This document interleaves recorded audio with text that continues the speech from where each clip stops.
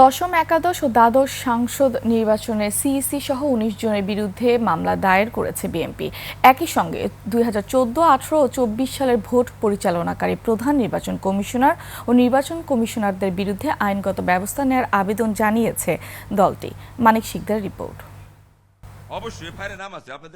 Sunbit সব দিবে সামাল। সানবিট ম্যাজিক প্রেস ডিশওয়াশিং এর মাথা ঘোরানো সলিউশন। বিএনপি মহাসচিব মির্জা ফখরুল ইসলাম আলমগীর স্বাক্ষরিত এ সংক্রান্ত আবেদন প্রধান নির্বাচন কমিশনার এএমএম নাসির উদ্দিনের কাছে জমা দিয়েছে।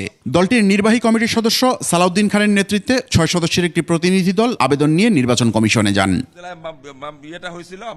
পরপর ৩টি নির্বাচনে অনিয়ম, বিএনপি নেতাকর্মীদের বিরুদ্ধে মিথ্যা মামলা, হয়রানি সহ একতরফা নির্বাচনের মাধ্যমে ক্ষমতা কুক্ষিগত করার অভিযোগও করা হয়। একটা নাটক, প্রহসন নাটক সাজিয়ে ভোট করেছে।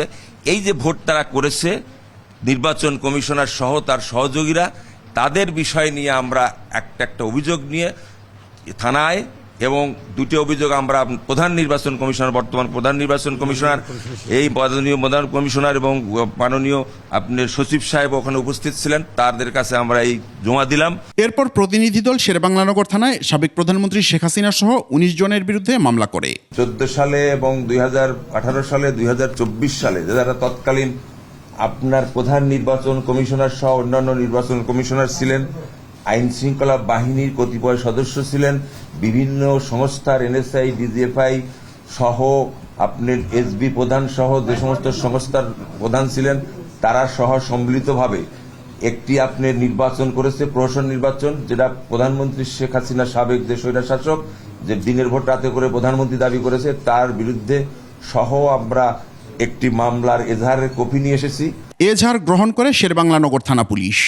ভয়ভীতি দেখিয়ে ভোট সম্পন্ন করা এবং জনগণের ভোট ছাড়া প্রার্থীদেরকে বিজয়ী করা এবং সংসদের ভোটে বিজয়ী ঘোষণা করা, যেটা তাদের দৃষ্টিতে, অভিযোগকারী দৃষ্টিতে আইনত দণ্ডনীয় ছিল, সেই সমস্ত অপরাধের একটা ফিরিস্তি নিয়ে ১৯ জনের নাম উল্লেখ করে একটা অভিযোগ দায়ের করেছে।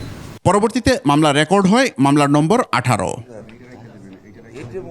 মেহেদী হাসান, ২১ টেলিভিশন, ঢাকা।